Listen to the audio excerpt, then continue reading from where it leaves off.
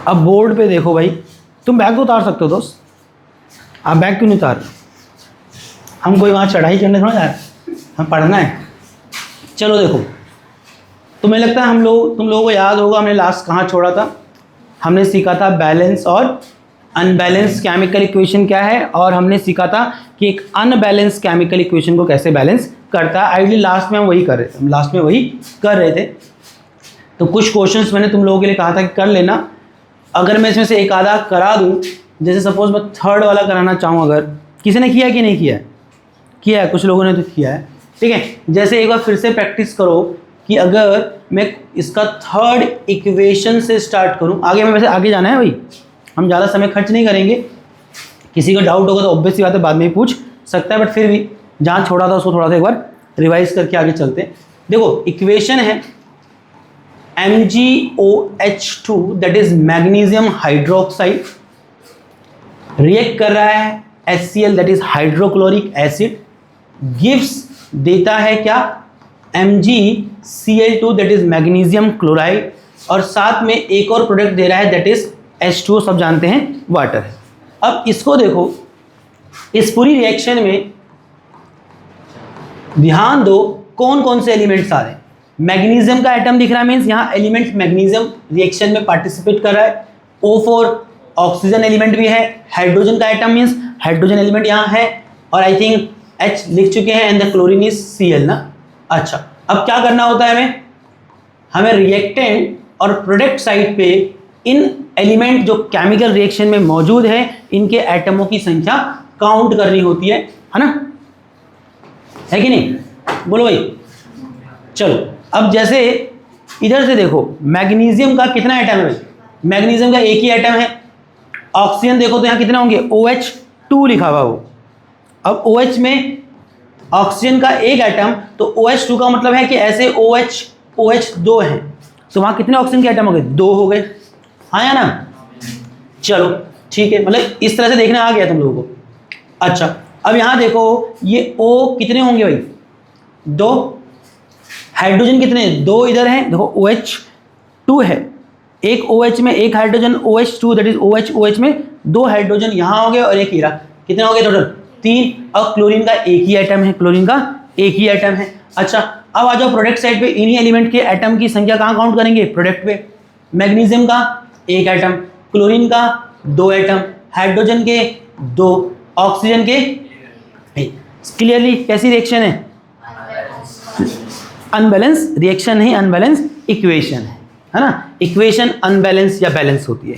चलो अब यहाँ देखो कैसे बैलेंस करेंगे, कहीं से हमें शुरुआत करनी पड़ेगी। मैग्नीशियम ठीक दिख रहा है, ऑक्सीजन आप देखो वहाँ 2, यहाँ 1 ही है, और हाइड्रोजन यहाँ 3 और यहाँ 2 है। तो कैसे कर सकते हैं? मुझे लगता है कि तुम क्या कर सकते हो, यहाँ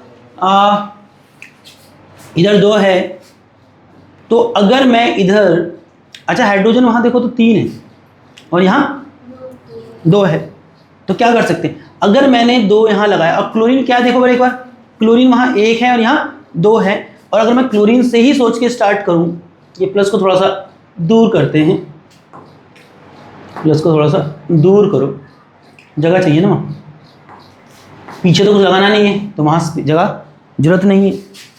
अब क्लोरीन यहाँ 2 है, अगर मैंने यहाँ HCl के 2 मॉलिक्यूल कर दिए, फिलहाल 1 मॉलिक्यूल था, तो ऐसा करने से आई थिंक क्लोरीन यहाँ कितने हो गए रिएक्टेंट साइड पे? 2, और हाइड्रोजन काउंट करो, 2 हाइड्रोजन इधर है OH2 में, 2 HCl में हो गए, टोटल 4। तो ऐसा करने से हाइड्रोजन की संख्या में भी चेंज आया है कि नहीं? अच्छा इधर में लगता है अगर इधर 2 लगा दिया तो क्या हुआ, हाइड्रोजन यहाँ 4 हो गए, बोलो। और ऐसा करने से आई थिंक ऑक्सीजन भी कितने हो गए? 2 हो गए, और आइडली वहाँ ऑक्सीजन पहले से क्या थे? 2 थे, है कि नहीं? और मुझे लगता है ये रिएक्शन क्या हो चुकी है? बैलेंस हो चुकी है। तो तुम देखो कोई ऐसा सर्टेन प्रोसेस नहीं है कि मैं कहूँ कि बेटा पहले इसको करना उसको करना। आइडली आपको ऑब्जर्व करना पड़ेगा, एंड देन आपको थोड़ा सा प्रैक्टिस आपको रहेगा। जी प्रैक्टिस रहेगा तो आप बहुत जल्दी देख के पकड़ लोगी कहाँ क्या सब्स्टिट्यूट या क्या क्या चेंजेस करने हैं एक अनबैलेंस केमिकल इक्वेशन को बैलेंस करने के लिए। आप चाहो तो यहाँ से एक और कर सकते हैं, जैसे कि मुझे लगता है ये देखो, अगर ये करना चाह रहे हो इस वाली रिएक्शन को देखो, that is 6th reaction, NH3 plus C UO that is copper oxide gives, देता है कॉपर, साथ में देता है N2 और देता है H2O, ठीक है। अच्छा, इसी जगह को हम आई थिंक इसके लिए भी यूज कर सकते हैं, है कि नहीं। अब यहां देखो क्या होगा, अब काउंट करो कौन कौन से एलिमेंट्स आ रहे हैं, मतलब एलिमेंट कौन कौन सा है। एक N दिख रहा है नाइट्रोजन, H4 हाइड्रोजन एलिमेंट है, कॉपर Cu ऑक्सीजन भी है। और फटाफट इनकी रिएक्टेंट साइड पे काउंटिंग कर लो एटमों की। नाइट्रोजन का एक ही एटम है, हाइड्रोजन के 3, कॉपर का 1, ऑक्सीजन का 1। प्रोडक्ट साइड पे काउंट किया, कॉपर का 1 है, नाइट्रोजन के 2 है, हाइड्रोजन के 2 है, ऑक्सीजन का 1 है। क्या ये बैलेंस है? ऑब्वियस सी बात है बैलेंस नहीं है। अनबैलेंस केमिकल इक्वेशन की डेफिनेशन थी, a chemical equation in which one or more than one elements are present whose number of atom are not equal in the reactant and the product side. बाकी आप उसको अपने हिसाब से कैसे भी बोल सकते, समझ आपको होनी चाहिए कि अनबैलेंस का मतलब क्या था। तो चलो कहीं से स्टार्ट करेंगे, बट कहीं से स्टार्ट मत करना, थोड़ा सोच लेना, है ना।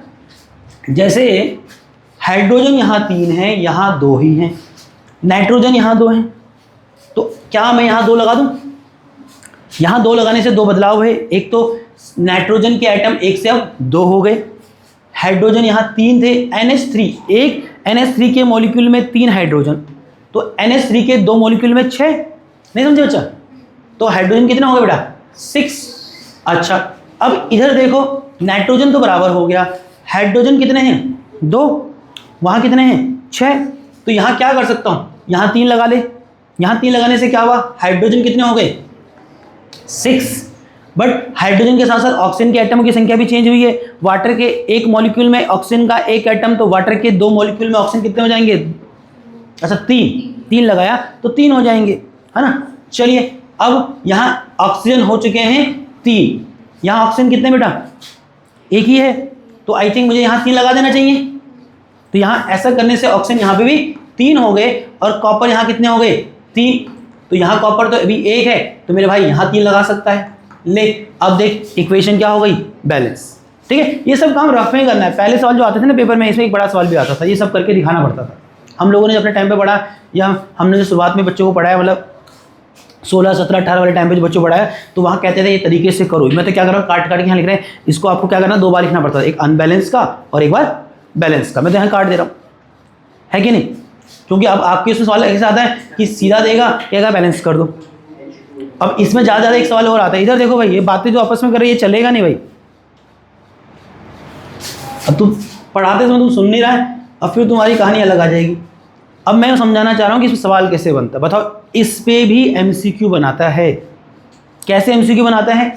जैसे ये रिएक्शन है, अभी तो मैंने आपके लिए बैलेंस किया, आपको लग रहा सवाल ऐसे आएगा, अनबैलेंस देगा और आपको कहेगा क्या करो, बैलेंस करो।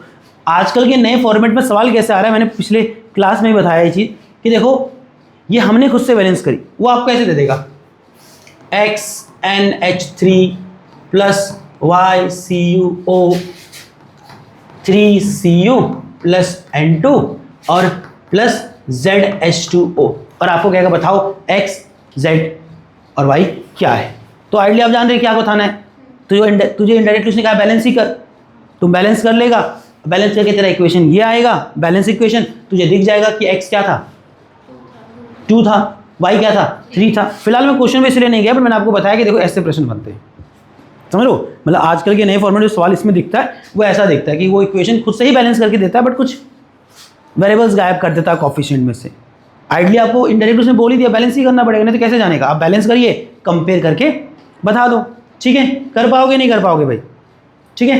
तो मुझे लगता है हम आगे जाएंगे थोड़ा सा। मैं आज एक डिसाइडेड है कि इतना तक तो पहुँचना है, किसी का सवाल रहेगा तो पूछ लेना अगली क्लास में। ऑब्वियसली बात, कहानी खत्म नहीं हुई है। मैं ऐसी चीज़ है ही नहीं कि हमने क्लास 12 पढ़ा, आज पढ़ा और बोला कि हम सीख गए, मतलब सीख गए बैलेंस करना। बट तुम ये बोलो कि तुम्हें अभी एक इक्वेशन आएगी तुम बैलेंस कर ही देगा, हो सकता है एक इक्वेशन ऐसी आएगी जहाँ तो फंस जाएगा। तो प्रैक्टिस करनी है। चलो, ये तुमको होमवर्क दिया था, कुछ मैंने करा दिए, कुछ अभी भी डाउट होगा तो पूछ सकता है। एक नए टॉपिक पे जा रहे हैं।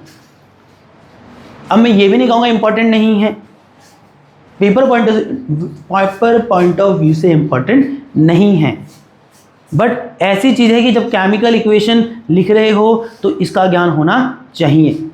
टॉपिक देखो क्या है, कहता है how to make equation more informative. एक इक्वेशन को और अधिक इन्फॉर्मेटिव कैसे बना सकते हैं। भाई इक्वेशन क्या था, एक रिएक्शन होती है, उस रिएक्शन को हम कागज पे लिखते हैं कैसे, सिंबॉलिकली। तो एक्चुअल में कागज पे जो एक इक्वेशन है वो एक्चुअल में नेचर में होने वाली एक रिएक्शन को डिपिक्ट कर रही है कि नहीं। तो मुझे लगता है इक्वेशन को, रिएक्शन को पूरी तरह से बताना चाहिए कि वहाँ क्या क्या स्थितियाँ हैं। जैसे मैं एक उदाहरण से चलता हूँ। हमने पहला एग्जाम्पल लिया, हमने कहा कि मैग्नीशियम को ऑक्सीजन के साथ रिएक्ट कराएंगे तो क्या बनेगा, मैग्नीशियम ऑक्साइड बनेगा। अब इस क्लास में आधे से ज़्यादा लोगों ने मैग्नीशियम देखा भी नहीं होगा, है कि नहीं। आधे से ज़्यादा ने रिएक्शन करी भी नहीं है, ये तो खाली कागज मैंने पढ़ दी। तो ये मैंने बोला कि ये रिएक्शन होती है, मैंने कहा ये इसका इक्वेशन हो गया। अब ये इक्वेशन ज़्यादा ज़्यादा आपको क्या इन्फॉर्मेशन दे रही है, यही दे रही है कि भाई कौन मिला और क्या बना। क्या एक रिएक्शन में से इतना ही होगा, वहाँ मतलब एक इक्वेशन को और अधिक इन्फॉर्मेटिव होना चाहिए कि अगर मैंने उसको इक्वेशन के रूप में लिखा तो उसमें कुछ ऐसा लिखो कि वो और अधिक उस रिएक्शन के बारे में जानकारी दे। तो वो टॉपिक है कि जब भी आप केमिकल इक्वेशन लिखें तो कुछ बातों का ध्यान रखना पड़ता है उसको लिखने के लिए। उससे क्या होगा कि इक्वेशन जो कोई देखेगा कागज़ पे तो उसको उस रिएक्शन के बारे में अधिक जानकारी मिलेगी। अब वो क्या क्या चीज़ है जो वहाँ मेंशन कर सकते हैं कि इक्वेशन क्या हो जाए और अधिक इन्फॉर्मेटिव हो जाए। जैसे पहला है, एक इक्वेशन को और अधिक इन्फॉर्मेटिव बनाने के लिए हम उस रिएक्शन में आए सब्सटेंस, चाहे वो रिएक्टेंट साइड पे हैं चाहे प्रोडक्ट साइड पे, उनकी फिजिकल स्टेट मेंशन कर सकते हैं। जैसे हो सकता है, वैसे कोई इतना नादान है नहीं, सबको पता है मैग्नीशियम मेटल, तो मरकरी को छोड़ के सारे मेटल क्या होते हैं, रूम टेम्परेचर पे सॉलिड ही होते हैं। बट फिर भी मानते हैं, किसी को नहीं मालूम। तो इससे ये तो समझ आ रहा है कि हाँ मैग्नीशियम है, बट जो सब्सटेंस है वो किस फिजिकल स्टेट में कोई जानकारी नहीं। अब चलो ये तो आप जान सकते हो थोड़ा। अब मैग्नीशियम ऑक्साइड गैस के फॉर्म में बना कि वो लिक्विड की फॉर्म में आया कि वो सॉलिड की फॉर्म में आया, कहाँ पता लग रहा है। और हर रिएक्शन जो आपकी किताब में आप वो तो कर नहीं पाओगे। चलो माना कि कुछ तुम कर लोगे तो सारी कर लोगे, बट एक रिएक्शन जो किताब पे लिखी है आई थिंक उसको क्या होना चाहिए, थोड़ा सा और इन्फॉर्मेटिव होना चाहिए। सिर्फ इतना नहीं कि क्या मिला और क्या बना, वहाँ कुछ और चीज़ें मेंशन की जा सकती है कि इसको देखने से कुछ जानकारी और अधिक मिल जाए कि रिएक्शन में क्या क्या स्थितियाँ थी। तो क्या बता सकते हो इक्वेशन को मोर इन्फॉर्मेटिव बनाने के लिए, उस रिएक्शन में आने वाले सब्सटेंसों की फिजिकल स्टेट बता के आप उस इक्वेशन को और इन्फॉर्मेटिव बना सकते थे। जैसे अगर मैं यहाँ लिख देता magnesium S for solid, L for liquid, G for gas, AQ is aqueous. Aqueous मतलब ना जब कोई सब्सटेंस किसी सॉल्यूशन की फॉर्म में हो, मतलब वाटर के साथ डिसॉल्व फॉर्म में हो, दैट इज एक्वस। ठीक है। अब जैसे मैंने लिखा magnesium bracket solid, I think जानकारी बढ़ गई। अब दिख रहा है कि मैग्नीशियम वहाँ क्या है, सॉलिड स्टेट में था, उसके साथ रिएक्ट करा ऑक्सीजन। अभी भी तो लिखा था, सिर्फ क्या दिख रहा था, इन्फॉर्मेशन थी, बट मुझे लगता और इन्फॉर्मेटिव बना सकते थे। कैसे बनाया, फिजिकल स्टेट को मेंशन करके। ऑक्सीजन के बगल में क्या लिखा, गैस। वैसे आइडली सबको पता होगा ऑक्सीजन गैस होगा, बट फिर भी लिखा। क्या ऑक्सीजन गैस लिक्विड फॉर्म में नहीं हो सकती किसी रिएक्शन में? आपको कैसा लगेगा ऑक्सीजन क्या चाहिए, गैसेस फॉर्म में। और ये जो मैग्नीशियम ऑक्साइड बनाया, जब तक आपने रिएक्शन नहीं देख करी तो आपको क्या पता मैग्नीशियम से कैसे बनता है। बट अगर मैंने यहाँ कुछ लिखा नहीं तो आपको पता नहीं कि मैग्नीशियम ऑक्साइड तो बनता है, बट आपको क्या पता कैसे बनता है। बट देखो अब मैंने यहाँ लिख दिया S, तो आई थिंक ये इक्वेशन ज़्यादा इन्फॉर्मेटिव हो गई। अब दिख रहा है कि मैग्नीशियम ऑक्साइड जो बनता है वो कैसा होता है, सॉलिड फॉर्म में बनता है, राख की तरह होता है।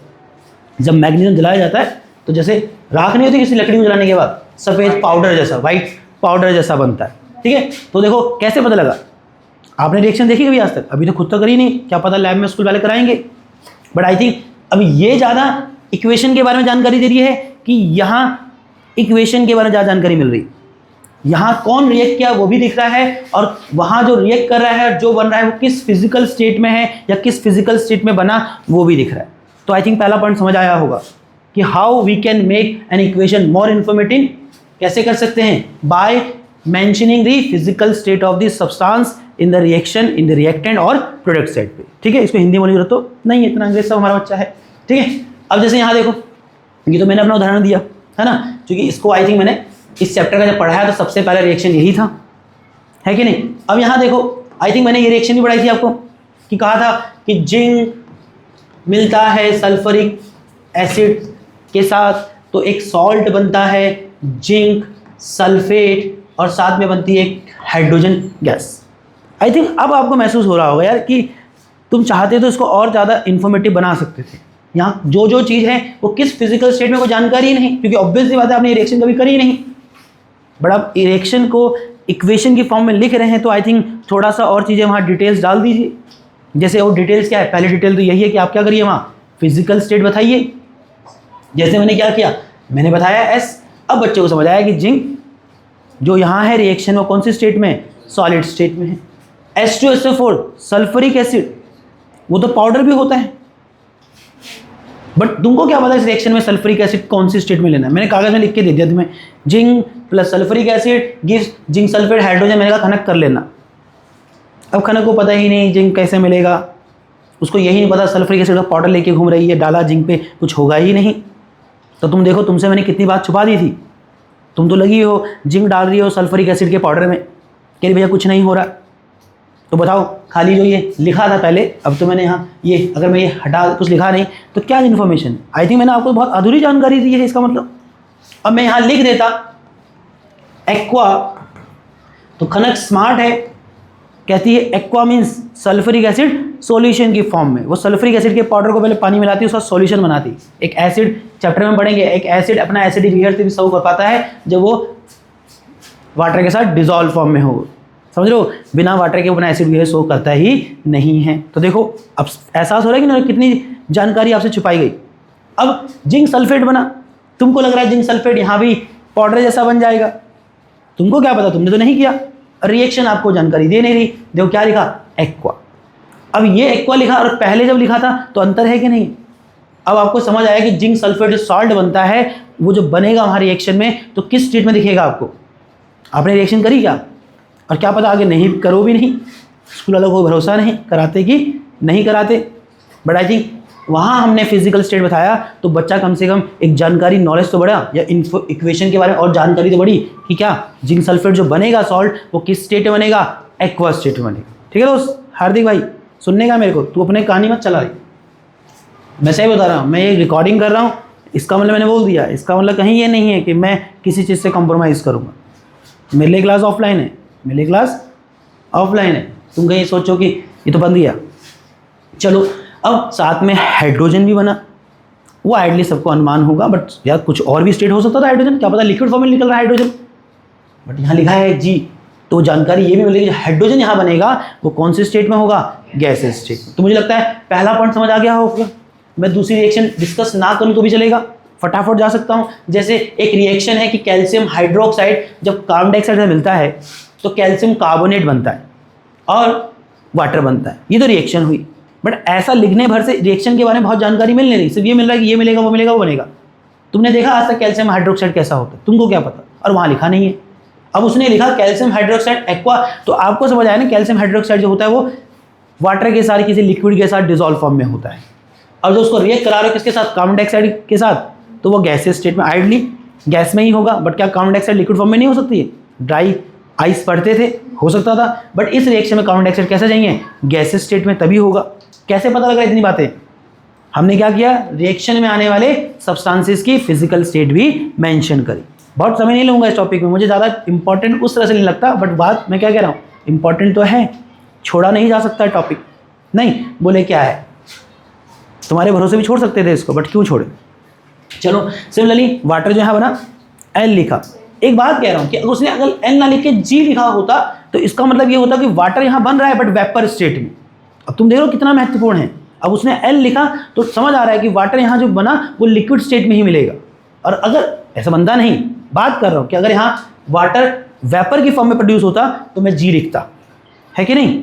तो तुम्हें लगता है कि इक्वेशन को सिर्फ ऐसा लिख देने भर से इक्वेशन क्या हो जाती है, इंफॉर्मेटिव हो जाती है क्या, खाली जस्ट लिखने से।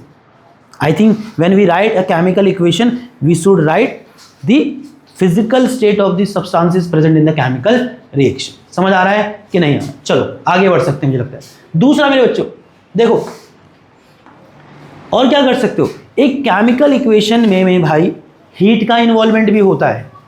हीट का इन्वॉल्वमेंट भी होता है। कुछ ऐसी रिएक्शन है जिसको कराने के लिए हीट देना पड़ता है, और एक केमिकल रिएक्शन ऐसी भी होती है जिसके होने से क्या पैदा होता है, हीट पैदा होता है। अब मैं एक रिएक्शन लिखता हूँ, चलो पहले से स्टार्ट करते हैं।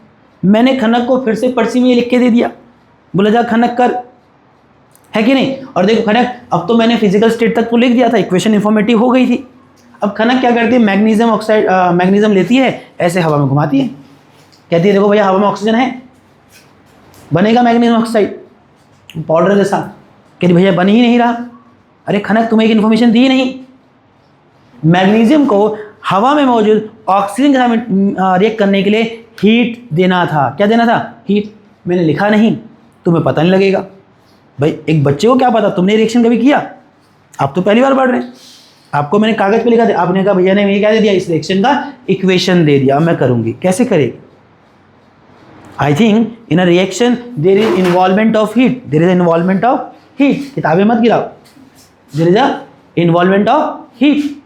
या तो कुछ रिएक्शन को करने के लिए हीट देना पड़ता है, तो अगर किसी रिएक्शन को कराने के लिए हीट देना पड़ता है तो भाई लिखना वहाँ रिएक्शन में। कोई नया नवेला बच्चा जब उस रिएक्शन को इक्वेशन को पढ़ेगा, उसको क्या पता, उसने तो कभी उस रिएक्शन को परफॉर्म नहीं किया ना मेरे भाई। जैसे तूने नहीं किया था, तूने बोला कि क्यों नहीं हो रहा। अगर मैं यहाँ लिख देता हीट, या हीट का सिंबल डेल्टा, एक ही लिखना है, या तो हीट ही लिखना है या तो डेल्टा। या इसको ऐसे कर सकते हैं कि अगर इस एरो के ऊपर हीट नहीं लिखना, यहाँ प्लस में हीट फिर एरो। अब बता इक्वेशन इन्फॉर्मेटिव हुआ कि नहीं हुआ। अब खनक को और जानकारी मिली, फिजिकल स्टेट तो पता लगी, ये भी पता लगा कि इसको इसके साथ रिएक्ट कराने के लिए और ये बनाने के लिए हीट का इन्वॉल्वमेंट है, हीट देना पड़ेगा। और थोड़ा यहाँ बता दूँ, वैसे मैंने टॉपिक आगे डिस्कस किया है, इस तरह की रिएक्शन को कहते हैं एक्सोथर्मिक रिएक्शन। आगे आएगा, मैं फिर भी बता देता हूँ यहीं पे कि इस तरह की रिएक्शन कहते हैं क्या, एक्सोथर्मिक रिएक्शन। एक ऐसी रिएक्शन जिसको कराने के लिए हीट देना पड़ता है। उल्टा बोल दिया, मैंने क्या दिमाग चल रहा, गलत, sorry. That is endothermic, sorry, मैं थोड़ा सा पहले उस पर नजर गया तो वही बोल दिया। That is endothermic reaction. क्या, endothermic reaction, a reaction in which heat is to be given, या कहूँ reaction in which heat is absorb, जिसमें हीट क्या होती है, एब्जॉर्ब। ये हीट एब्जॉर्ब कर रहा है, अगर ये हीट एब्जॉर्ब नहीं करेगा या इसको मिलेगी नहीं तो ये बनाएगा नहीं। तो आई थिंक ये हीट यहाँ देनी है, ये बताना जरूरी था कि नहीं था। और एक करेक्शन सच में करूँगा, गड़बड़ हो गई, कि एंडोथर्मिक रिएक्शन कहलाता है। क्या कहलाता है, endothermic, reaction in which heat is supplied या heat is absorb is called endothermic reaction. एक रिएक्शन और लिखता हूँ, कौन आ गया भाई यार, क्लास चल रही है बाहर, तुम्हें बाहर देख रही है मेरी माँ, बाहर ही है, देखो बाहर देखो जरा। अच्छा मैं अंदर लाया, रुको। हाँ मैंने चाबी चेंज करी ना, ये लो, ये छोटी चाबी दिया करो मेरे को। अरे ये पकड़ो यार, ये वो वहीं रख दी मैंने अंदर, उतना बड़ा चाबी मेरे को क्यों पकड़ाती है, कौन छेड़ेगा उसके साथ। चलो भाई देखो, तो क्या कहा, मुझे लगता है मैं यहाँ क्लियरिटी दे दिया, थोड़ा सा बीच में कंफ्यूजिंग हुआ। That is endothermic reaction. एक रिएक्शन और लिखता हूँ खनक, अभी मिटा दिया बट फिर लिख दूंगा मैं। जिंक जब रिएक्ट करता है किसके साथ, सल्फ्यूरिक एसिड के साथ, तो बनाता है एक सॉल्ट जिंक सल्फेट, और साथ में बनाता है हाइड्रोजन गैस। ये इन्फॉर्मेटिव है क्या इक्वेशन, नहीं। फिजिकल स्टेट बनाया तो आई थिंक थोड़ा और इन्फॉर्मेशन मिला कि इस रिएक्शन में जो है वो किस फिजिकल स्टेट में है। अच्छा ये ध्यान रखना, गैस के लिए ऐसे ऊपर भी एरो लगा देते हैं, कंफ्यूज मत होना, कहीं ऊपर एरो लगाया that is also for gas, ठीक है। चल, और हीट के लिए बोला डेल्टा का साइन भी लगाते हैं, दोनों में लगाना है तो हीट लिखेंगे या तो डेल्टा का साइन बनाएंगे। अब खनक बोली भैया हो गया, इन्फॉर्मेटिव हो गया। अब खनक क्या करती है, सुनना मजाक नहीं, खनक टेस्ट ट्यूब लेती है, उसमें जिंक के pieces that is zinc granules कहलाते हैं डाला, उसमें सल्फ्यूरिक एसिड या पहले सल्फ्यूरिक एसिड लेगी एंड देन उसमें क्या करती है, जिंक के पीसीस डालती है, रिएक्शन हुआ, सॉल्ट भी बना, हाइड्रोजन गैस भी बनी। और खनक कहती है कि भैया टेस्ट ट्यूब गर्म हो रहा है, दैट इज इसकी, तो मेरे भरोसे कर दी। आई थिंक मैंने तेरे को एक जानकारी नहीं दी, मुझे बताना चाहिए था कि ये रिएक्शन जो है ऐसे जब होगी तो क्या होगा, चलेगा ना, ज़्यादा छोटा तो नहीं आएंगे इसको, है ना। चलो इतना ठीक है, जगह चाहिए। चलो, अगर भाई जब मेरे को ये रिएक्शन पता थी और मुझे पता था कि इस रिएक्शन के होने से हीट रिलीज होती है, तो लिख देना था ना रिएक्शन में, इक्वेशन में, सॉरी। अब आई थिंक ये और ज़्यादा इन्फॉर्मेटिव है कि नहीं है? तो ये करने से पहले तेरे को पता होता है कि भाई ये करूँगी तो हीट भी इवॉल्व होगी। आई थिंक तुम सेफ्टी मेजर्स ले लेती, है ना, थोड़ा सा दूर रखती टेस्ट ट्यूब, वो ग्लव क्या बोलते हैं, आंखों पे ग्लासेस लगा लेती, ऑब्वियस सी बात है। और इस तरह के रिएक्शन को क्या कहते हैं? इसको कहते हैं मेरे बच्चा exothermic reaction, a reaction in which heat is release, in which heat is release. समझ आया नहीं है दोस्त? तो समझ रहे हो इक्वेशन में एक हीट का इन्वॉल्वमेंट मेंशन करना कितना अनिवार्य है। नहीं करोगे तो वो गलत हो जाएगा, आदमी के साथ गलत हो जाएगा भाई, है ना, गलत तो हो जाएगा, करने वाले के साथ भी गलत हो सकता है। ठीक है, एक उदाहरण और देना चाहूँगा, यहाँ पर देखो नीचे लिखा हुआ आई थिंक, है ना, जैसे इस रिएक्शन को देखो कि कार्बन प्लस ऑक्सीजन जब क्या बनाता है, कार्बन डाइऑक्साइड, सच में हीट पैदा होती है। इंटरेस्टिंग है, सही है क्या ये? कार्बन प्लस ऑक्सीजन, मुझे लगता है ये रिएक्शन यहाँ गलत लिख दी गई है ना, carbon plus oxygen carbon dioxide बनाता है। आई थिंक ये थोड़ा सा हटाओ यहाँ से, इसको यहाँ लिखो। कार्बन जो है ऑक्सीजन की प्रेजेंस में जब हीट करते हैं तब कंबशन करता है और क्या बनाता है, कार्बन डाइऑक्साइड गैस बनाता है। That is also endothermic reaction.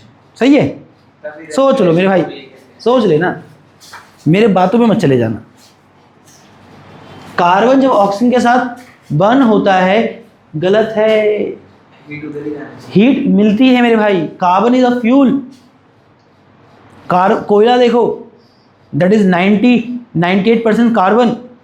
तो जलाने के लिए ऑब्वियस सी बात है हीट दिया, इसका मतलब ये नहीं कि एक्सोथर्मिक एंडोथर्मिक हो गया। इनिशियली उसको उस टेम्परेचर तक पहुंचाना पड़ता है कि रिएक्शन स्टार्ट हो, बट जब रिएक्शन स्टार्ट हो जाती है तो उस रिएक्शन के स्टार्ट होने के लिए आपको लगातार हीट देनी नहीं पड़ती है, आपको हीट मिलती है, आपको हीट मिलती है। जैसे चूल्हा मम्मी मीथेन जलाती है ना, एक रिएक्शन वो भी है, बट मैं इसको करेक्शन करूंगा। समझ में क्या कहना चाह रहा हूँ? कार्बन ऑक्सीजन के साथ रिएक्ट करता है तो ऑब्वियस बात है इनिशियली आपको एक इनिशियल टेम्परेचर देना पड़ता है, बट इसका मतलब ये नहीं कि आप रिएक्शन करने के लिए हीट दे रहे है कि नहीं। तुमने देखा कोयले की माइनिंग में कोयले पर ऐसी आग लग जाती है, वो टेम्परेचर चाहिए, गर्मी रहेगी वैसी आग लग जाएगी, जलता रहेगा खुद से, है कि नहीं। अब जब कार्बन और ऑक्सीजन मिलते हैं, that is a combustion reaction, तो इसकी वजह से कार्बन डाइऑक्साइड गैस बनती है। मैं स्टेट नहीं लिख रहा, आप जानते हैं स्टेट है वहाँ पर, फिलहाल मैं हीट पे हूँ, तो हीट पैदा होती है। ठीक है, हीट पैदा होती है। जैसे घर में आप क्या कहते हैं, गैस यूज़ करते हैं, दैट इज मीथेन, CH4, चूल्हे में जो गैस यूज़ होती है, ऑक्सीजन के साथ उसका कंबशन होता है, तो ऑब्वियस सी बात है लाइटर से एक बार उसको इग्नाइट करना पड़ता है। तो इसका मतलब ये थोड़ा ना आपने हीट दिया, बट जब हीट दिया तो ये रिएक्शन जब स्टार्ट हुई, तो रिएक्शन स्टार्ट होने से क्या बन रहा है, कार्बन डाइऑक्साइड, वाटर और साथ में हीट पैदा होती है कि नहीं। आप लगातार हीट सप्लाई करते हैं क्या, तो इग्निशन टेम्परेचर देने का मतलब ये नहीं कि आपने हीट दिया, रिएक्शन के होने से हीट मिल रही है। ठीक है, तो क्या है ये रिएक्शन, ये दोनों ही रिएक्शन कैसी रिएक्शन है, एक्सोथर्मिक रिएक्शन है। बट फिलहाल मैं यहाँ एक्सोथर्मिक रिएक्शन नहीं समझा रहा था, वो बीच में आ गया, वो बाद में भी आएगा, बट ठीक है, सिंपल सा, कोई बड़ी चीज़ तो है नहीं। एक रिएक्शन जिसको होने के लिए हीट देना पड़े, दैट इज एंडोथर्मिक रिएक्शन। एक रिएक्शन जिसके होने से हीट रिलीज हो, पैदा हो, that is exothermic reaction. But फिलहाल टॉपिक था कि how to make equation more informative. समझ आया कैसे बनाना है?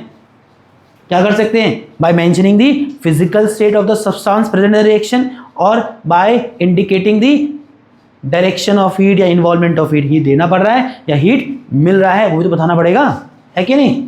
चलो अगली रिएक्शन भी देख लो, नाइट्रोजन प्लस ऑक्सीजन, इसको हीट देना पड़ता है और तब बनाता है ये क्या, नाइट्रोजन मोनोऑक्साइड, है कि नहीं। और ये कैसा रिएक्शन है, तो ये बताना जरूरी है दोस्त। बच्चे ने बोला कि मैं नाइट्रोजन ऑक्सीजन मिला के ये बनाऊंगा, कैसे बनाएगा, बनाने लगा है, रिएक्शन में हमने ये बताया नहीं, बनेगा ही नहीं कभी, इसको होने के लिए हीट देना पड़ेगा। ठीक है, तो आई थिंक एक इक्वेशन में, एक रिएक्शन में अगर हीट का इन्वॉल्वमेंट है तो आई थिंक वो मेंशन करना चाहिए उसकी इक्वेशन में भी, और ऐसा करके रिएक्शन की जो इक्वेशन है वो और अधिक इंफॉर्मेटिव हो जाएगी। है ना मेरे भाई? आज भाई सुन रहा है, आज भाई अटेंटिव लग रहा है, शाबाश।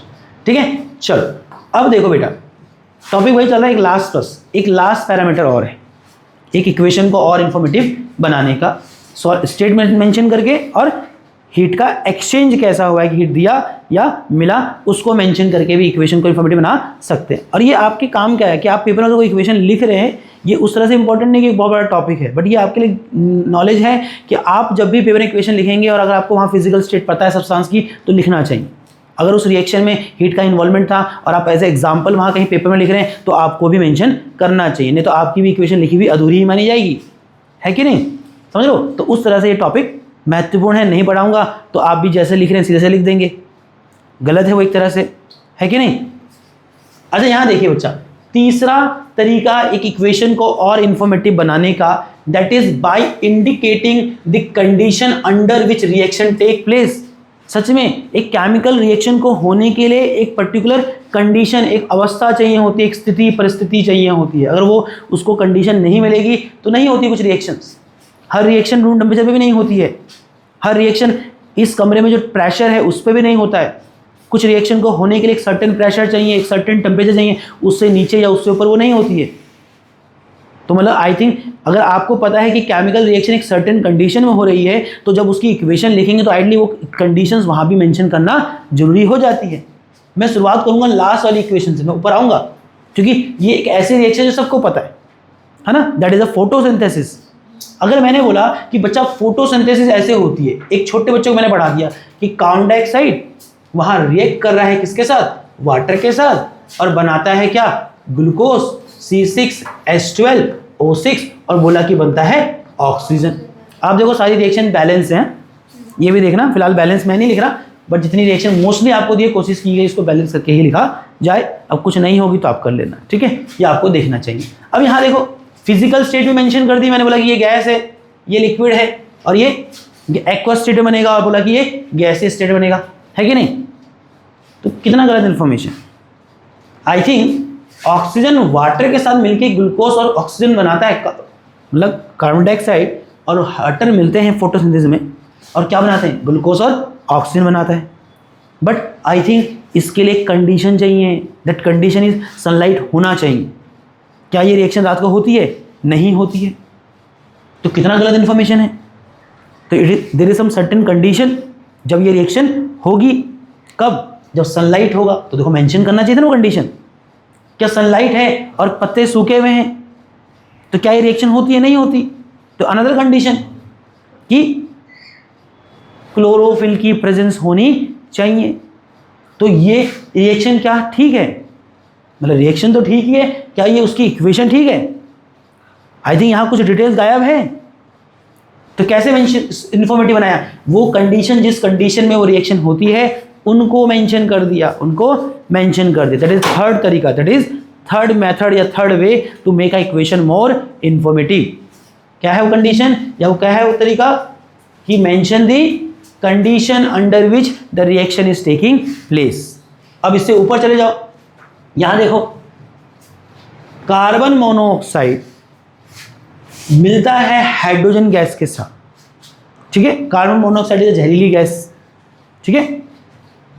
और मैंने सपोज करी ऊपर की डिटेल सब लिखी ही नहीं और बोला कि खनक तुमको ही बोला कि बोला क्या बना है, CH3OH बनता है, ठीक है। दैट इज क्या क्या है ये, इसको पता है? CH3 ये अल्कोहल फैमिली से बिलोंग करता है, दैट इज मिथनॉल। क्या है ये, अगर मैं इसका नाम आपको बता दूं, दैट इज मिथनॉल है। कार्बन एंड कंपाउंड जब केमिस्ट्री पढ़ेंगे ना, लास्ट चैप्टर केमिस्ट्री का सिस्टम का, तब आएगा। तो वही मैंने ना कि सारी केमिस्ट्री इंटरलिंक्ड है। अभी आप बोलेंगे भाई कैसे बना, अभी नहीं बता सकता। कार्बन कंपाउंड पढ़ेंगे तो आप देखेंगे कैसे बनता है ये, है कि नहीं। तभी मैंने कहा केमिस्ट्री बहुत इंटरलिंक्ड है हर चैप्टर, है ना। अब अगले चैप्टर पढ़ेंगे या लास्ट चैप्टर पढ़ेंगे, समझ थोड़ा रिएक्शन लिखेगा नहीं, उसको समझाना है, ठीक है। तो that is methanol, alcohol family का पहला मेंबर है। इसका अगला मेंबर होता है इथेनॉल, जो कि तुम जानते हैं इथेनॉल दैट इज अल्कोहल, जिसको एक्चुअल में अल्कोहल हम आम बोलचाल में बोलते हैं। ये भी जहरीला होता है, ठीक है। बट यहाँ देखो खनक बोलते हैं कि ये मैं बनाऊंगी, ऑब्वियसली इसका इंडस्ट्रियल यूज है, इसका इंडस्ट्रियल यूज है, पॉइजनस है, but it have industrial uses. तो ये बनाया जाता है इंडस्ट्री में। कैसे बनाया जाता है? कार्बन मोनोऑक्साइड हाइड्रोजन को मिला के, हाइड्रोजन गैस सॉरी, बनता है मिथेनॉल CH3OH। चलो मैं खनक का गुरु मैं ही हूँ, तो मैं ही तुमको ये सारी खत भेज रहा हूँ पर्चे पे। मैंने अब स्टेट भी लिख दी, तुमने फैक्ट्री भी डाल दी, तुम यहाँ इनको मिला रही हो, कहती भैया बनता नहीं है कुछ। कैसे बनेगा? ये ऐसे कमरे में कार्बन मोनोऑक्साइड और हाइड्रोजन गैस मिलाओगे थोड़ी ना बनता है कि नहीं? It required some certain pressure, that is 300 ATM, that is 300 ATM, that is atmospheric pressure. मतलब एक एटमॉस्फेरिक प्रेशर जो होता है उसका 300 गुना, दैट इज 300 ATM। इतना प्रेशर चाहिए। क्या इस कमरे में होगा? एक नॉर्मल स्थिति में इतना प्रेशर नहीं होगा, क्रिएट करना पड़ेगा। और क्या इतने भर से हो जाएगा? नहीं, एक सर्टेन टेम्परेचर भी चाहिए, दैट इज 300 डिग्री सेल्सियस। कम नहीं, ज़्यादा नहीं, कम होगा तो भी नहीं होगा और ज़्यादा गया तो भी नहीं होगा। आपको लगातार ये टेम्परेचर मेंटेन करना पड़ेगा थ्रू आउट द रिएक्शन। और नीचे देखो दो कहानी लिखी है, दो एलिमेंट लिखे हैं, जिंक ऑक्साइड और Cr2O3। ये क्या है? ये तो यहाँ कहीं दिख भी नहीं रहे। ये एक्चुअल में कैटलिस्ट है। क्या है? कैटलिस्ट है। अब कैटलिस्ट क्या होता है बताते ना, मैं बताऊंगा दोस्त, बट आई थिंक ये ऊपर लिस्ट समझ आई नहीं, तो तुमको लगा नहीं कि ये सब बताना भी जरूरी था वहाँ पर। और इस रिएक्शन में तूने ये बताया, यहाँ दो कैटलिस्ट भी यूज हो रहे। अब कैटलिस्ट क्या है वो बता देता हूँ। कैटलिस्ट क्या है? वो substance that change the rate of chemical reaction. Catalyst वो सब्सटेंस होते हैं जो केमिकल रिएक्शन में यूज करते हैं, जो केमिकल रिएक्शन की गति को या तो घटा देते हैं या तो बढ़ा देते हैं। आइडियली बढ़ाने के लिए इस्तेमाल करते हैं अधिकतर, है कि नहीं? उसको कहते हैं कैटलिस्ट, बट वो केमिकल रिएक्शन में पार्टिसिपेट नहीं करते। देखो कोई प्रोडक्ट में जिंक का प्रोडक्ट बना है ना, Cr का कोई प्रोडक्ट बना नहीं बना, बट सिर्फ क्या करते हैं, एक केमिकल रिएक्शन में क्या करते हैं, उसके रेट्स, उसकी गति को क्या करते हैं, या तो बढ़ा देते हैं या तो घटा देते हैं, without taking directly participate in the chemical reaction. अब तुमने ये सब किया और तो ये दो कैटलिस्ट नहीं यूज करेगी तो भी ये रिएक्शन नहीं होगी। कभी कभी कैटलिस्ट किसी रिएक्शन को स्टार्ट करने के लिए भी यूज करते हैं, कि एक रिएक्शन को इनिशिएट करने के लिए भी कभी कभार कैटलिस्ट का इस्तेमाल किया जाता है। तो समझ आया नहीं आया? तो आई थिंक ये सब यहाँ नहीं बताएंगे, तो आई थिंक वो भी तो इक्वेशन के बारे में बहुत सारी जानकारी आपको दी नहीं गई है। तो आई थिंक ये बहुत छोटा टॉपिक था, आगे बढ़ेंगे। कैटलिस्ट पे थोड़ा एक बार जोड़ दूंगा। कैटलिस्ट समझ आ गया ना आप लोग? उस पर हामी भरिए। Catalyst are those chemical substance which are use in a chemical reaction to change is the rate of the chemical reaction, either increase करेगा decrease, most of the time for increasing the rate of chemical reaction, but that does not participate in chemical reaction, but वो सीधे तौर पे chemical reaction में participate नहीं करता, just उसके rate को इफेक्ट करता है। ठीक है? या कुछ स्थिति में कैटलिस्ट एक केमिकल रिएक्शन को इनिशिएट भी कराता है, अगर वो नहीं डालेंगे तो केमिकल रिएक्शन शुरू नहीं होती है। ठीक है? एंड द फर्स्ट देख लो एग्जांपल, KClO3। यहाँ देखो, अब यहाँ पर इस रिएक्शन में कंडीशन क्या है? ये कंडीशन नहीं है, दैट इज दूसरा पॉइंट कि हीट का इन्वॉल्वमेंट था, वो मेंशन किया कि हीट देना पड़ेगा, पोटेशियम क्लोराइड और ऑक्सीजन बनेगा। और यहाँ जो MnO2 that is manganese oxide है, ये क्या है? यहाँ पर कैटलिस्ट है। आपको ये भी समझा कैटलिस्ट लिखना कहाँ है, इधर उधर नहीं लिखना, एरो के नीचे लिखना, क्योंकि वो केमिकल रिएक्शन को सिर्फ रेट इफेक्ट कर रहा है, उसमें पार्टिसिपेट नहीं करता है, उसमें पार्टिसिपेट नहीं करता है। तो मुझे लगता है समझ आएगी नहीं आया? तो हमने बहुत ज़्यादा नहीं बढ़ा, नहीं अभी हम रुके नहीं रहे, हम पढ़ रहे हैं, है ना? बट आई थिंक मुझे इस पर हामी भरो कि आज जो भी हमने देखा वो समझ आया है आप लोगों को, क्या नहीं? अभी भी किसी को कन्फ्यूजन है तो पूछ सकता है मेरे को, है मेरे भाई? नहीं है तो आगे बढ़ेंगे। ठीक है? तो एक हल्का सा ही टॉपिक था, बट भाई मुझे लगता है इम्पॉर्टेंट था। ये एक ऐसी चीज़ है जो आप अगर केमिस्ट्री पढ़ रहे हैं तो आपको पता होना ही चाहिए। अब आप जीवन में जितने भी केमिकल रिएक्शन लिखेंगे तो आपको ये ध्यान देना चाहिए कि मैं इक्वेशन लिख रहा हूँ तो मेरे भाई वहाँ आने वाले एलिमेंट की फिजिकल स्टेट अगर पता है बच्चे को तो लिखना ही चाहिए। जैसे बड़ी क्लास जाओ केमिस्ट्री तो अनिवार्य हो जाएगा। वहाँ अगर कोई हीट का एक्सचेंज है तो मेंशन कर, अगर वहाँ कोई कैटलिस्ट कोई कंडीशन है रिएक्शन में उसको मेंशन कर। ठीक है? तो ये ऐसी चीज़ें जो आप पूरे 10th में आप यूज़ करेंगे। ठीक है? चाहे केमिस्ट्री का कोई सा भी चैप्टर हो। ठीक है? अब चलो, अब बात कर रहे हैं एक नया topic, that is characteristics of chemical equation. अब कैरेक्टरिस्टिक का मतलब क्या होता है? कोई ऐसी चीज जिससे आप किसी चीज को आइडेंटिफाई कर सके, पहचान सके।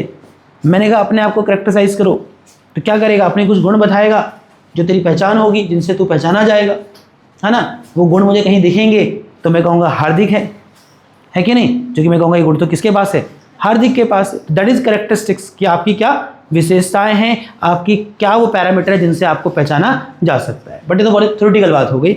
हम कैरेक्टरिस्टिक किसके पढ़ रहे हैं, केमिकल इक्वेशन। अभी समझते हैं आप केमिकल इक्वेशन या केमिकल रिएक्शन क्या होती है ना। इसको आई थिंक करेक्ट कर सकते हैं, केमिकल इक्वेशन से बेहतर है इसको केमिकल रिएक्शन बोलिए। That is the characteristics of chemical reaction, कि केमिकल रिएक्शन के क्या कैरेक्टरिस्टिक्स होते हैं। एक केमिकल रिएक्शन क्या होती है, हमने पहले लेक्चर में ही पढ़ा, कोई भी ऐसा प्रोसेस जिसके होने से एक नया सब्सटेंस बनता हो, that is a chemical reaction. वो क्या है, केमिकल रिएक्शन है। बट तुमको कैसे पता केमिकल रिएक्शन हुआ या नहीं हुआ, तो केमिकल रिएक्शन के होने से कुछ चीज़ें चेंज होती होंगी, कुछ चीज़ें दिखती होंगी जो उसकी पहचान बन जाएंगी, तो उनको कहा गया है क्या, कैरेक्टरिस्टिक्स ऑफ केमिकल इक्वेशन। कि एक प्रोसेस हुआ, अब उसमें मैं क्या देखूंगा कि मुझे पता लगा कि कुछ केमिकल रिएक्शन हुआ या नहीं हुआ, तो वो हम पढ़ रहे हैं। तो ये 5 कैरेक्टरिस्टिक्स आपके सिलेबस में है। पहला कैरेक्टरिस्टिक्स है इवोल्यूशन ऑफ गैस, कि कुछ केमिकल रिएक्शन ऐसी होती हैं जिनके होने के दौरान कुछ सर्टेन टाइप की गैसेस पैदा होती है, और ये क्या बन गया, केमिकल रिएक्शन का कैरेक्टरिस्टिक्स बन गया। कि अगर किसी प्रोसेस के दौरान, केमिकल रिएक्शन के दौरान अगर कोई गैस पैदा होते इवोल्व होती हुई दिख रही है, मींस ये इंडिकेशन है कि वहाँ क्या हो रहा है, वो प्रोसेस एक केमिकल रिएक्शन है कि नहीं। That is the identification of chemical reaction ना। जैसे change in colour, chemical reaction का एक कैरेक्टरिस्टिक क्या है, चेंज इन कलर भी है। कि अगर किसी प्रोसेस के दौरान आपको दिख रहा है कि जो सब्सटेंस वहाँ है उसके कलर में बदलाव आ रहा है, that is also an indication कि वो प्रोसेस में क्या हो रही है, कोई ना कोई केमिकल रिएक्शन हो रही है। आपको एटली क्या पता क्या किस में मिल रहा है, बट आपको चेंजेस जो दिख रहे हैं दे आर इंडिकेटिंग कि that process is some chemical reaction, है कि नहीं। चेंज इन टेम्परेचर, कुछ केमिकल रिएक्शन के दौरान टेम्परेचर में भी चेंज आता है, पीछे एग्जाम्पल दे रहे थे। तो किसी प्रोसेस के दौरान अगर तापमान में चेंज आ रहा है, प्रोडक्ट का तापमान बढ़ जा रहा है या घट भी जाता है, तो that is also an indication या characteristics of chemical equation. Detail में पढ़ेंगे। And the fourth is formation of precipitate, बताएंगे प्रेसिपिटेट क्या होता है, और किसी रिएक्शन में प्रेसिपिटेट बनता है तो वो भी इंडिकेशन है कि क्या हो रहा है, वहाँ केमिकल रिएक्शन हुई। And the last is change in state, कि अगर किसी रिएक्शन या किसी प्रोसेस के दौरान स्टेट में चेंज आ रहा है तो that is also an indication of chemical reaction. एक एक करके डिटेल में पढ़ते हैं। चलो, ये तो बिल्कुल टॉपिक था, यहाँ आ जाओ। तो बात कर रहे हैं किसकी, पहले कैरेक्टरिस्टिक्स की, that is evolution of gas, that is evolution of gas. अब कुछ कैसी केमिकल इक्वेशन होती हैं जिनको हम कैरेक्टरिस्टिक्स करते हैं, पहचान पाते हैं, कैसे, by the evolution of gas. जैसे उदाहरण से समझिए, एक रिएक्शन है, देखो जब जिंक ग्रैन्युलस, जिंक के पीसीस को डाइल्यूट सल्फ्यूरिक एसिड में डाला गया तो क्या होता है, बबल्स बनते हुए दिखेंगे। तो इसने बता दिया कि हाइड्रोजन गैस, आपको थोड़ा एक आंखों से दिख जाएगा कि हाइड्रोजन गैस, वो तो आगे चैप्टर पढ़ेंगे कैसे टेस्ट किया गया कि वो हाइड्रोजन गैस है। बट एटलीस्ट मैं तुम्हें कहूँगा खाना एक टेस्ट ट्यूब लो, उसमें सल्फ्यूरिक एसिड डालो और तुम उसमें जिंक के ग्रैन्युलर, जिंक के पीसेस डालती है, तो तू क्या देखेगी, तो बोले भैया बबल्स बन रहे हैं। अब तुम्हें नहीं पता बबल्स किस गैस के, वो तुम्हें कहा पढ़ेंगे ना जब केमिस्ट्री को आगे, बट कम से कम इतना तो ऑब्जर्व कर ही लेगी ना कि मैंने टेस्ट ट्यूब में सल्फ्यूरिक डाला, उसमें जिंक डाला और तूने बोला कि भैया बबल्स बन रहे। बबल्स बनना मीन्स दैट इज इंडिकेशन कि जब तुमने उनको मिलाया तो वहाँ एक गैस इवोल्व हुई है, और गैस का इवोल्व होना किसका कैरेक्टरिस्टिक्स है, केमिकल रिएक्शन। तो तूने कहा भैया जिंक और सल्फ्यूरिक एसिड की वजह एक रिएक्शन हो रही है, क्या बन रहा है, ऐसे देख के थोड़ा लगता है, वो तो केमिकल टेस्टिंग से पता लगेगा ना क्या प्रोडक्ट बना है कि नहीं। बट एटलीस्ट तुम इतनी तो क्या कहते हैं पोजीशन पे हो कि ये कह पाओ कि हाँ भाई केमिकल रिएक्शन तो हुआ है। मैं बोला कैसे, तुम कहोगी कैरेक्टरिस्टिक्स है किसका, गैस का इवोल्व होना कैरेक्टरिस्टिक्स है किसका, केमिकल रिएक्शन का। कि केमिकल रिएक्शन जब होती हैं तो गैस भी इवोल्व होती है, सब में नहीं, कुछ केमिकल रिएक्शन जब होती हैं तो उनके दौरान गैस इवोल्व होती है, जो तुमने कहाँ देखा, जिंक के केस में देखा। ये तो मैंने आपको लिख दिया कि जिंक मिलेगा सल्फ्यूरिक एसिड के साथ तो जिंक सल्फेट हाइड्रोजन गैस बनेगा। तुमको देखने से दिख रहा है कि वहाँ जिंक सल्फेट बन गया, तुम्हें देखने से दिख रहा है कि बबल हाइड्रोजन गैस का है, क्या पता ऑक्सीजन का हो। तो मैंने वही कहा इस चैप्टर में हम डिस्कस नहीं कर रहे कि कौन कैसे क्या बन रहा है, आपको बताऊंगा कि जिंक सल्फेट ऐसे कैसे रिएक्ट करता है, कैसे वो जिंक सल्फेट बना और कैसे वो हाइड्रोजन गैस बना, मैं आपको पढ़ाऊंगा जब मैं मेटल नॉन मेटल चैप्टर पढ़ाऊंगा। दैट इज द रिएक्शन, या एसिड बेस में भी आ जाएगा जब हम मेटल का रिएक्शन किसके साथ पढ़ेंगे। तो मैं कहा इस चैप्टर में ये डिस्कशन ही नहीं कौन क्या बन रहा है, इस चैप्टर में हम केमिकल रिएक्शन क्या होती है उसके थ्योरेटिकल एस्पेक्ट को समझ रहे हैं, है ना। और उसमें से एक एस्पेक्ट ये भी आया कि अभी हम फिलहाल क्या पढ़ रहे हैं, केमिकल रिएक्शंस के कैरेक्टरिस्टिक्स पढ़ रहे हैं, ठीक है। तो जैसे ये एक एग्जांपल है किसका, एक ऐसी रिएक्शन का जिसको हम कैरेक्टराइज करते हैं, पहचान पाते हैं कैसे, by the evolution of gas, ठीक है। समझ आया नहीं आया। एक उदाहरण और दे रखा है यहाँ पर, देखो ये इसका एक्सपेरिमेंट है, डिस्कस करेंगे बाद में इसको भी, है ना। जैसे when dilute hydrochloric acid poured over the sodium carbonate, ये लिखा, जब डाइल्यूट हाइड्रोक्लोरिक एसिड को किस पे डाला जाता है, सोडियम कार्बोनेट के साथ, तो क्या होता है, एक गैस बनती है। अगेन वो गैस क्या लिखी है, कार्बन डाइऑक्साइड। अभी मेरे पास उसका डिस्कशन नहीं, आप सिर्फ पढ़िए कि ऐसा होता है। वो आपको जो बोल रहा है आपने कहाँ किया है, वो एक्सप्लेन भी नहीं कर रहा है इस चैप्टर में, या जो चैप्टर आपका जो डिमांड कर रहा है वो ये भी नहीं कर रहा है कि कैसे एक्सप्लेन करना है, वो कह रहा है ऐसा होता है। कि सच में एक्टिविटी अगर तुम स्कूल में करते कि तुम क्या करते, तुम सोडियम कार्बोनेट को पोर्ड करते, पलटते, डालते किसमें, एक टेस्ट ट्यूब जिसके अंदर HCl है, वो तो हमने लिख दिया रिएक्शन की कार्बन डाइऑक्साइड बनती है, ये बनता है, तुमको थोड़ा दिख रहा क्या क्या बना, बट तुमको क्या दिखेगा, आप अगर ये एक्टिविटी कर रहे हैं तो आई थिंक आपको बबल्स बनते हुए दिखेंगे।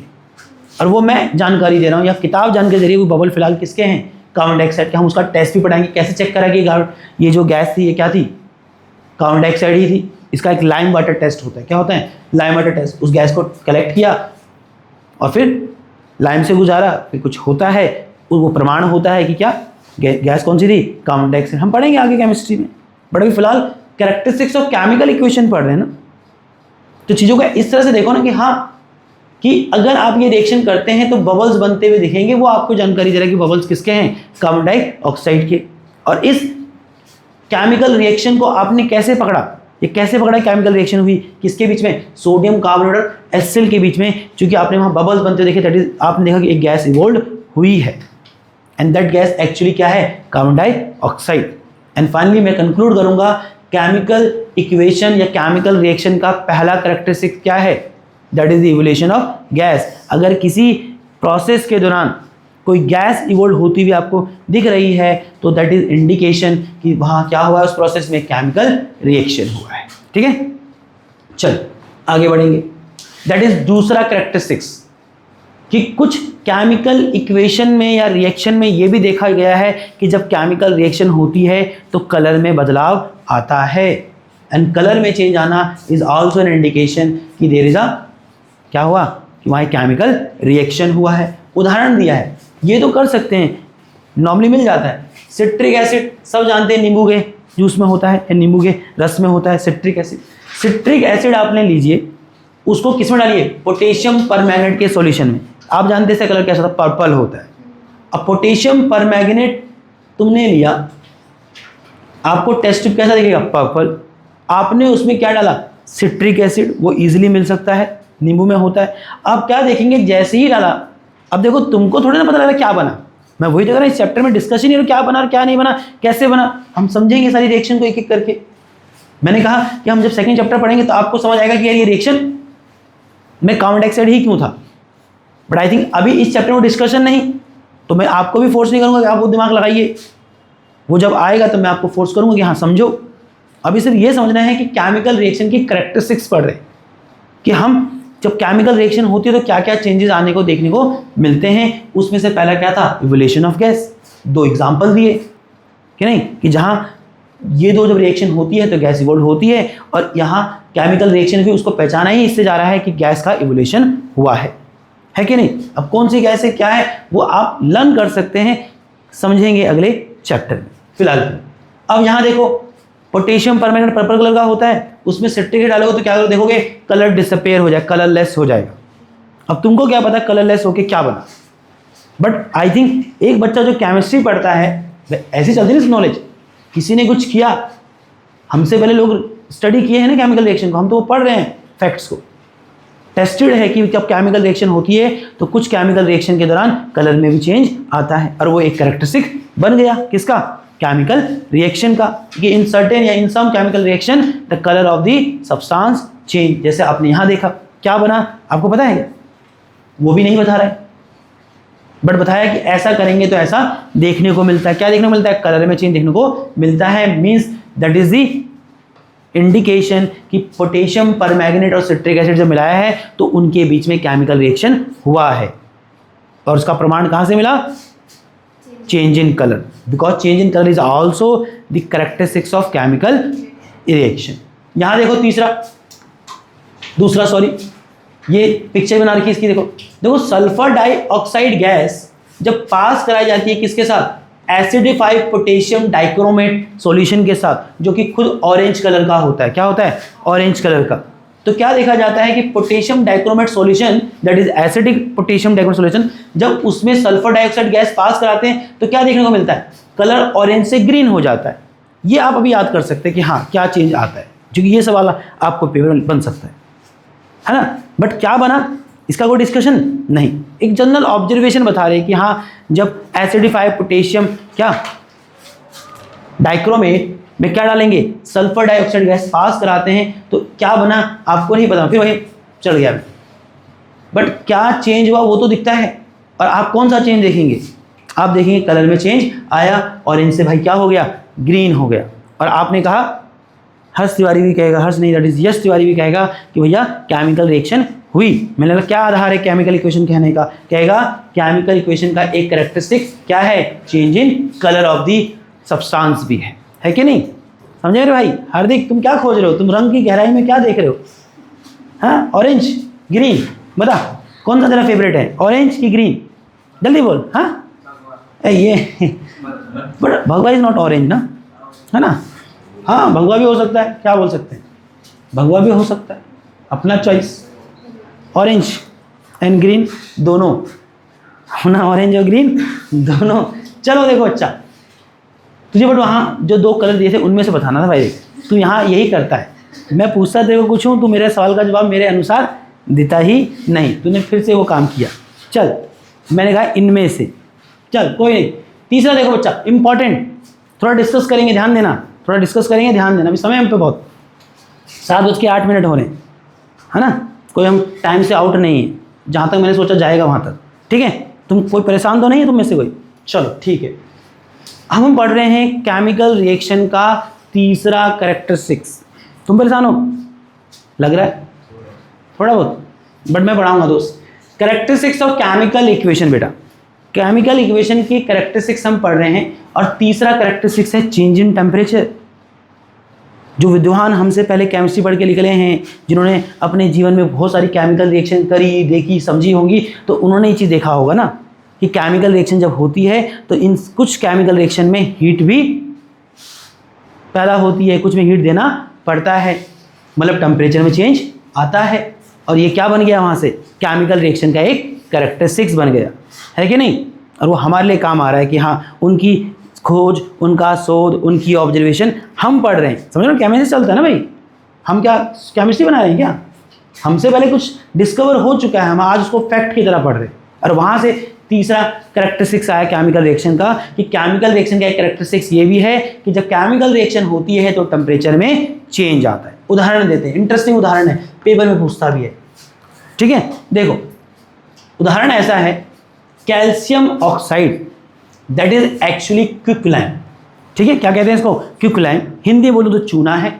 जब इसको पानी में मिलाते हैं, वाटर, वो सबको पता है, तो एक्चुअल में एक सफ़ेद दूध जैसा सॉल्यूशन बन जाएगा। एक्चुअल में चूना पानी में उसको कह देता हूँ, केमिकली वो कैल्शियम हाइड्रोक्साइड है, और अंग्रेजी की आम भाषा में वो स्लैक लाइम है, कैल्शियम हाइड्रोक्साइड। ये तो यहाँ लिख दिया, आपको दिख रहा है, बट सच में ये ऐसी रिएक्शन जिसको हमने बचपन में देखा भाई गॉड। पहले सफ़ेदी क्या होती थी? चूने की होती थी, है कि नहीं? तो क्या करते थे, जब अगले दिन सफ़ेदी करनी है तो जो अंकल आते थे, जो सफ़ेदी वाले होते थे, वो एक लोहे का ड्रम लाते थे कहीं से, ठीक है? उसमें पानी भरते थे, और जैसे सीमेंट के कट्टे नहीं आते, ऐसे ही वाइट चूने के कट्टे आते थे। अब वो चूने के कट्टे क्या करते थे? उस पानी में पलटाया जाता था। एक्चुअल में ये रिएक्शन हो रही थी। ये सब बातें कर रहे हैं जब हम 4वीं 5वीं में थे, है ना? हमको 10वीं में समझ आया कि यार ये क्या हो रहा था उस समय, है कि नहीं? तो क्या होता है कि जब चूना दैट इज कैल्शियम ऑक्साइड बोले तो क्विकलाइम पानी में मिलाया तो वो हमको ऐसे दिख रहा है, ऐसे बच्चा क्या दिख रहा है कि भाई सफ़ेद रंग का क्या बन गया, दूध जैसा घोल बन गया। वो एक्चुअल में दूध जैसा घोल दूध नहीं है, ऑब्वियस सी बात है, दैट इज कैल्शियम हाइड्रोक्साइड, चूना पानी, अंग्रेजी में स्लैकलाइम। बट सच में वो पानी बिल्कुल खोल जाता था, ऐसा लगता था जैसे कि सच में उसको रख के जैसे, अरे जब पानी रखेंगे तवे पे कैसे बोलता है लास्ट, जब बिल्कुल गर्म हो जाता है। और हम बच्चों ने ऐसे सोचते थे यार कैसे इतना हीट पैदा हो रहा है, क्योंकि आइडली हमारे तो हीट का मतलब ऐसा बुलबुले तभी उठेंगे जब चूल्हे पे उतना पानी रखोगे तब बुलबुले बनेंगे, है कि नहीं। तो ये एक परफेक्ट एग्जाम्पल हम लोगों ने देखा। मुझे लगता है आजकल तुम डिस्टेम्पर के ज़माने के लोग हो, वो बाल्टी में हाथ डाल के ही घुमा देता है, इतना गर्म रहता था, आप हाथ डालेंगे हाथ जल जाएगा पूरा, लिटरली बहुत सीवर बर्न हो जाएगा, समझ लो। मतलब वो ऐसा है कि कई घंटों वो लगाता था ठंडा होने पे, ऐसा नहीं कि अभी डाला तो आज कर देगा, उसको कल सफेदी करनी है, वो आज शाम को ये काम करके चला जाएगा, और जब कल सुबह आएगा तब तक वो ठीक ठाक ठंडा होगा कि इतना कि उसको यूज़ किया जा सके। कौन डालेगा उस पर हाथ, है कि नहीं। हमने भी जब 10वीं पढ़ी रिएक्शन, हमें समझ आया कि अंकल जी क्या कर रहे थे। अंकल जी क्या कर रहे थे, एक रिएक्शन करवा रहे थे, है ना। और तुमने कैसे देखा रिएक्शन, तुमको पता लगा क्या बना, तुमको तो सिर्फ सफ़ेद घोल दिख रहा है, बट आपको पढ़ना है। मैं ये कह रहा हूँ क्या पता, तो इसका मतलब मैं ये नहीं कह रहा कि आप बस याद करिए, आप याद तो कर सकते हैं कि नहीं, कि जब कैल्शियम हाइड्रोक्साइड वाटर के साथ मिलता है तो जो सफ़ेद रंग का घोल सा बनता है वो एक्चुअल में चूना पानी क्या होता है, स्लैकलाइम कैल्शियम हाइड्रोक्साइड।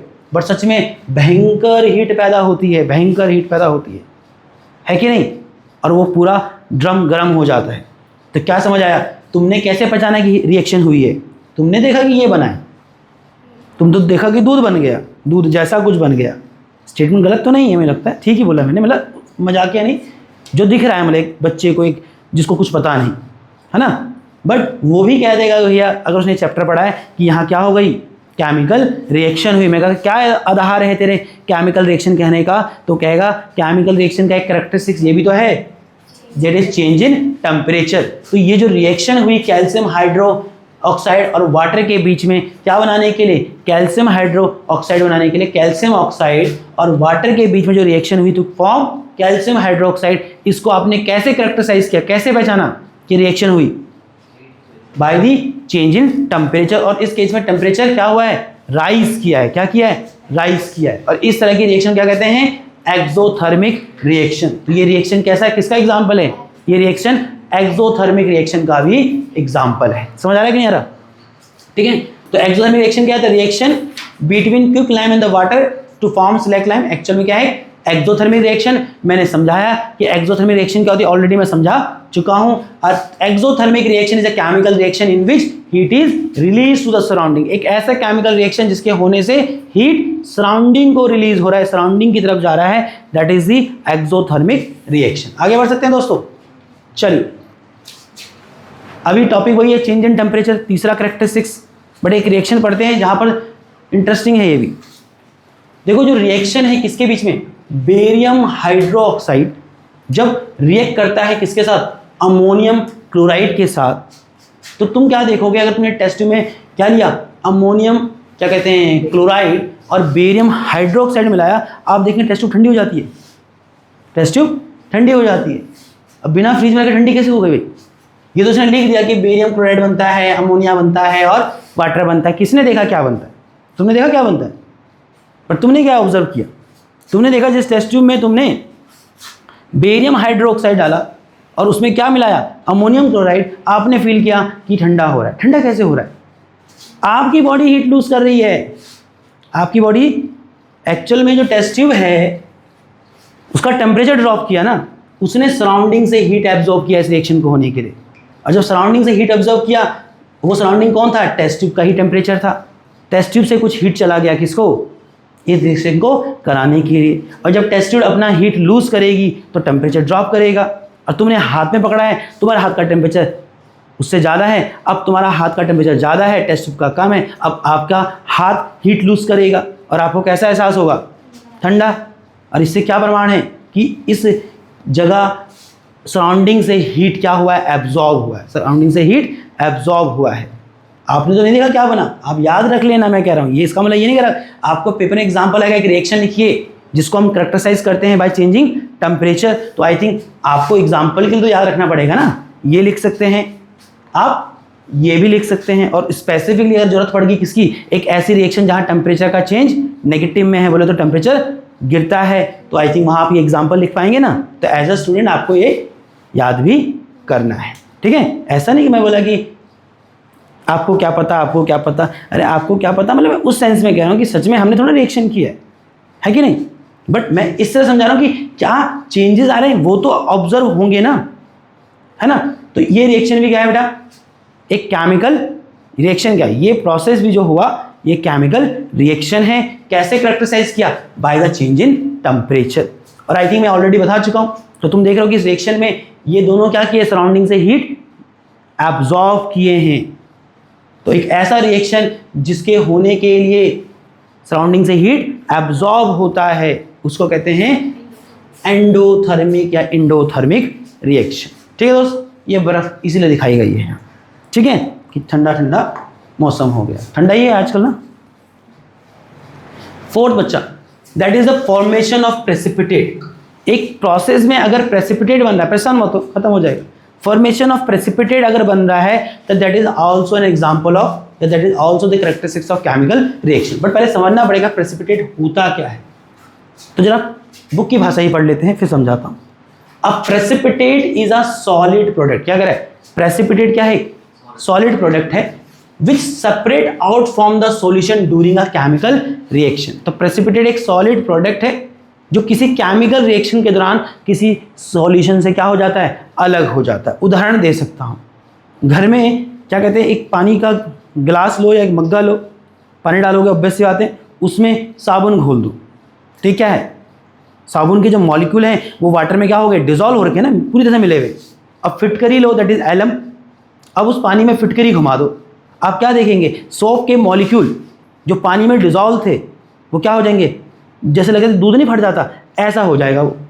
और सोप के मॉलिक्यूल क्या हो जाएंगे,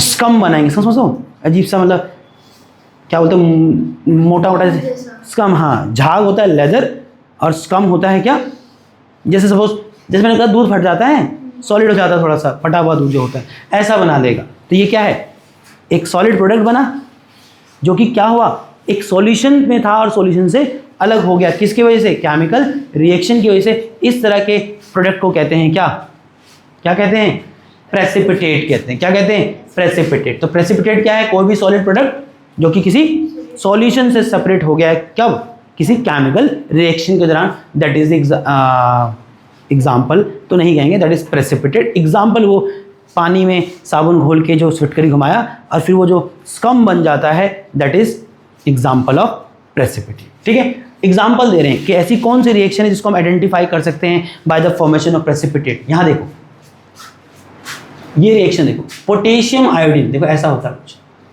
सफेद सही, और लेड नाइट्रेट, ये लिखा पोटेशियम आयोडेट और लेड नाइट्रेट। जब इन दोनों को मिलाते हैं देखो ऐसा कुछ बनता है, दिखा कुछ गाढ़ा गाढ़ा सा, एक येलो कलर का प्रेसिपिटेट बना है।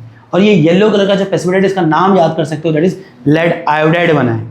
बट जो लेड आयोडाइड बनता है वो क्या बनता है, प्रेसिपिटेट की फॉर्म में बनता है। ये तो मैंने रिएक्शन लिखी तो आपको पता लगा ना कि पोटेशियम आयोडाइड लेड नाइट्रेट के साथ मिलकर क्या बनाता है, लेड आयोडीन और पोटेशियम नाइट्रेट बनाता है। बट आपको कैसे पता लगा रिएक्शन हुई, by the formation of a yellow colour precipitate. वो तो मैंने नाम लिखा लेड आयोडाइड, तुमको देख के थोड़ा लग रहा है कि वो लेड आयोडाइड ही है, बट आपको नॉलेज में याद रखना है।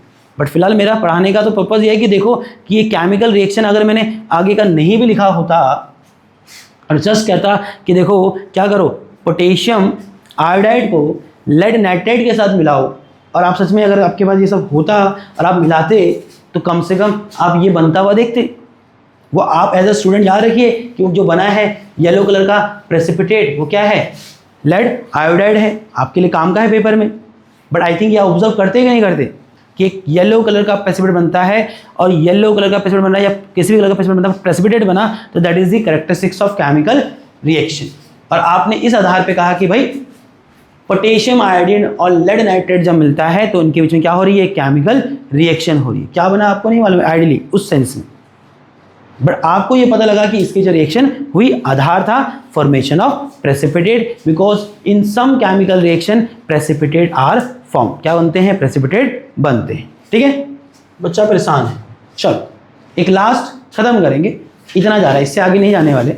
ठीक है, चलिए बात करें बेटा कैरेक्टरिस्टिक्स ऑफ केमिकल इक्वेशन का last, that is change in state, कि अगर किसी प्रोसेस के दौरान स्टेट में चेंज आ रहा है तो that is also an example या that is also a indication कि वहाँ क्या हुआ है, केमिकल रिएक्शन। उदाहरण से देता हूँ, जैसे कैंडल का एग्जांपल देखो, एक कैंडल जो है वो कुछ ना कुछ केमिकल कोई सब्सटेंस है, पेट्रोलियम प्रोडक्ट है वो, है ना, क्रूड ऑयल से निकलता है। अब जब कैंडल आप जलाते हैं, उसका कंबशन होता है, ऑब्वियस सी बात है वहाँ कार्बन है, वो भी किसका कंपाउंड है, कार्बन का ही कंपाउंड है, वो ऑक्सीजन के साथ रिएक्ट करता है, क्या बनता है, कार्बन डाइऑक्साइड। अब जो कार्बन डाइऑक्साइड बना कैसा है, गैस नहीं है, वैक्स कैसा था, सॉलिड। कार्बन डाइऑक्साइड कैसा बना, गैसियस। वाटर वेपर बनता है, आइडियली गैसियस स्टेट में होता है। तो क्या देखा कि जब केमिकल रिएक्शन होती है तो कुछ केमिकल रिएक्शन के दौरान फिजिकल स्टेट में भी चेंज आता है। बट मेरे को एक इंटरेस्टिंग चीज़ लगती है, मैं तुमको पूछूंगा भाई, देखो अगर इस हिसाब से चले, देखो तभी नहीं करें, थोड़ा समझना चाहिए। दीज आर द कैरेक्टरिस्टिक्स, ये हमारी ऑब्जर्वेशन है या हमसे पहले जो लोगों ने पढ़ा उनकी ऑब्जर्वेशन ऐसा ऐसा देखा गया। बट मुझे एक चीज़ बताओ, अगर change in state is the characteristics of chemical equation, तो मेरे भाई ले आइस को हीट किया तो वाटर बन गया, तो चेंज इन स्टेट तो यहाँ पर भी है। तो क्या मैं इस आधार पे इसको भी केमिकल रिएक्शन कह दूँ? ध्यान रखना, जितनी भी कैरेक्टरिस्टिक्स पढ़ी हैं दे आर सम ऑब्जर्वेशन, जो देखी गई है कि केमिकल रिएक्शन होती तो ये देखने को मिलता है। बट बेटा पहली एक्सरसाइज याद कर लेना, कैरेक्टरिस्टिक्स देखने के साथ साथ मैं ये भी देखूंगा कि कोई नया प्रोडक्ट बना कि नहीं बना। आइडियली मूलतः एक केमिकल रिएक्शन तो उसको ही कहा गया। ये तो मैंने क्या कहा, ये जो आप पढ़ रहे हैं ये तो किसी की फाइंडिंग्स है ना, कि जिन्होंने केमिकल रिएक्शन पढ़ा अपने जीवन भर, समझा, वहाँ से ये ऑब्जर्वेशन आई कि केमिकल रिएक्शन जब होती है तो ये कैरेक्टरिस्टिक्स देखने को मिलती है। बट इनका दिख जाना क्या लगता है, ये सिर्फ एकमात्र स्टैंडर्ड आधार होगा कि बताने का केमिकल रिएक्शन हुई या नहीं। आपके लिए हो सकता है कि नहीं, आपके लिए हो सकता है, बट तुम्हें क्या लगता है, जो उस लेवल के लोग इस आधार पर बता रहे हैं कि केमिकल रिएक्शन हुआ? नहीं, वो तो जो बना उसकी टेस्टिंग करेगा, देखेगा क्या बना, अगर देखेगा केमिकली कुछ नया बना तो वो कहेगा कि कुछ नया बना, मीन्स केमिकल रिएक्शन हुई, है कि नहीं। बट फिर भी एक जनरल ऑब्जर्वेशन है कि नहीं, कि मोस्ट ऑफ द टाइम जब केमिकल रिएक्शन होती है तो ये सब कैरेक्टरिस्टिक्स देखने को मिलता है। बट लास्ट में कंक्लूड करूंगा, ऐसा तो नहीं कि ये दिख रहा है तो बोला केमिकल रिएक्शन हुई है कि नहीं, क्योंकि केमिकल रिएक्शन का मूलतः डेफिनेशन तो यही है ना कि प्रोसेस में कुछ नया बनना चाहिए। अब तूने पानी में रसना मिलाया, रंग हो गया लाल। अब तूने बोला कि भैया रसना का जो था पाउडर सफ़ेद सफ़ेद था और पानी भी ऐसे था, लाल हो गया, केमिकल रिएक्शन नहीं, कुछ रिएक्शन नहीं हुई है। तो मैं सिर्फ ये थोड़ा सा दिमाग में डाल रहा हूँ कि इतना भी फ्लो में मत जाना, है ना, क्योंकि आप कलर तो चेंज हुआ बट श्रेष्ठ बोलेगा भैया केमिकल रिएक्शन नहीं हुई। क्यों? कह रहा भैया कलर चेंज होना ठीक है, केमिकल रिएक्शन होती कलर चेंज होता है, बट केमिकल रिएक्शन मूलतः क्या है, कुछ नया तो बने, खाली कलर चेंज के भरोसे तो ना बैठा हूँ, है कि नहीं। तो ये समझाना था और आई थिंक यहाँ हम कंक्लूड कर सकते हैं। इसके बाद जो अगली क्लास होगी that is important type of chemical reaction. तो मैं कह सकता हूँ कि अब हमारे चैप्टर का एक ही सेक्शन रह गया। अब हो सकता है कि 2 क्लास लग जाए, क्योंकि थोड़ा समझाना पड़ेगा, और एक में हो जाएगा तो एक में, बट मुझे थोड़ा चांसेस एक के कम लगते हैं। कोशिश करेंगे कि कुछ एक क्लास में हो जाए तो कुछ अलग क्लास में, भगाना मेरा मोटिव है नहीं, सीधी सी बात। चलो छोड़ रहे तुम लोगों को, कल मिलो।